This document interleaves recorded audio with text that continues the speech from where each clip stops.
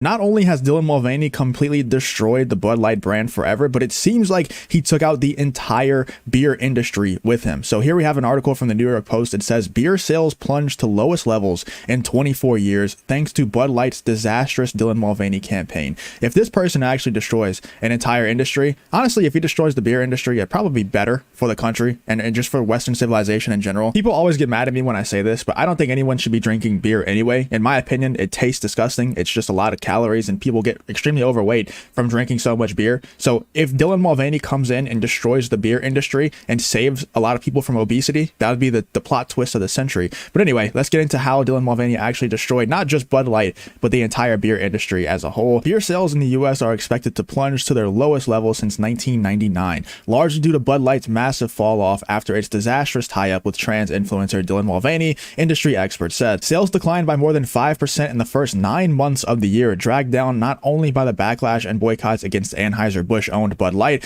but the changing habits of younger drinkers, according to Beer Marketers Insights. Bud Light sales have steadily declined each month by 25 to 30% since Mulvaney's now infamous post touting the brand on April 1st, according to industry data. Bud Light sales have steadily declined each month by 25 to 30%. That's still wild to me. It's almost been a year. It's been like 8-9 months or so, and it's declined by 25 to 30% since Dylan Mulvaney's now infamous post touting the brand on April 1st. That's insane to me that it's been that successful. Like, there's been so many other boycotts from this side of things, you know, seeing certain things from Target and these other brands who just do disgusting things, but seeing people actually stick to this boycott now, like I was saying earlier on in the video, not drinking beer, in my opinion, is not the hardest thing in the world. It tastes disgusting, especially Bud Light. Like, it just tastes gross. There's other beer that you can find, like, right next to Bud Light in the grocery store that tastes the same. You know, it tastes the exact same, and it's, like, not that different in pricing. So it's not that hard to boycott Bud Light. That might be one of the reasons why it was so successful. It's just because Bud Light is easy to boycott. Like, the brand loyalty is not crazy with Bud Light because the product itself is not all that crazy. It was simply the branding that got people to drink the beer in the first place. So when a product really isn't that good, and then you do something like have Dylan Mulvaney post, you know, drinking it and promoting it and be an official brand ambassador for Bud Light, it's not that hard to stop drinking it if you disagree with those things, which most people out there with common sense in their brain don't agree with Dylan Mulvaney being a brand ambassador for no reason other than being mentally ill. Like, let's face it, the only reason why that person is able to make money from brand deals is because they have a mental illness.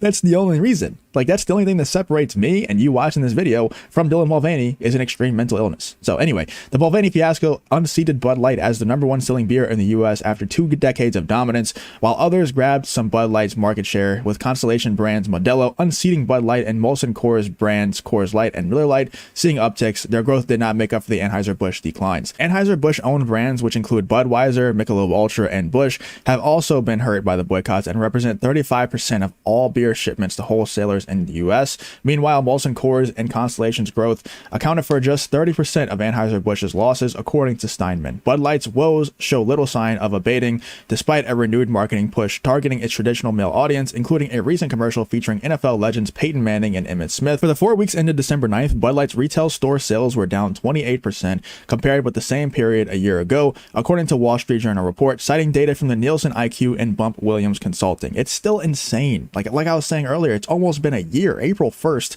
was the day that Dylan Mulvaney posted that ad, and it's still down 28% in comparison to last year.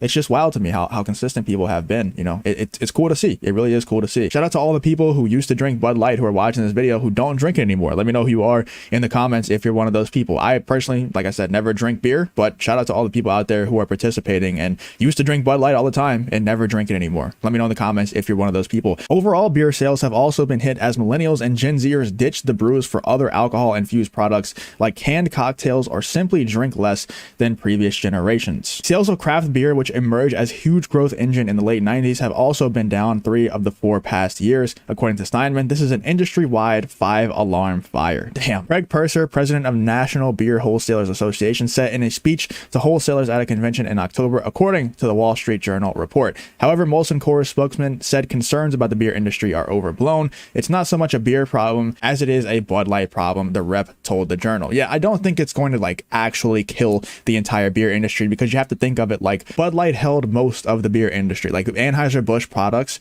were most of the beer industry sales, right? And if most of the beer industry sales disappear, people aren't just going to stop drinking beer altogether, although I feel like they should, and I wish they would, but people aren't going to just stop drinking beer altogether. If everybody who was drinking Anheuser-Busch products, or 80% of them, stop drinking Anheuser-Busch products, then they're going to go, most of them are going to go find other beer brands to drink. So the trickle-down effect is going to happen. Some people are going to trickle over into Coors, some people into other brands, and then some people are just going to stop drinking beer altogether. So if Bud Light holds most of the beer sales in the United States, and then people stop drinking Anheuser-Busch because of Dylan Mulvaney, then of course it's going to look like the entire beer industry is going downhill because Anheuser-Busch made up most of the beer industry, or at least held a majority of the sales of the beer industry in the United States. So if the company who is selling the most beer stops selling a lot of their beer that they were selling, then of course it's going to look like the entire industry is going downhill, which still isn't good news for the industry, but it probably is overblown just a little bit, like the Coors spokesman said. But that's also probably the Coors spokesman's job, is to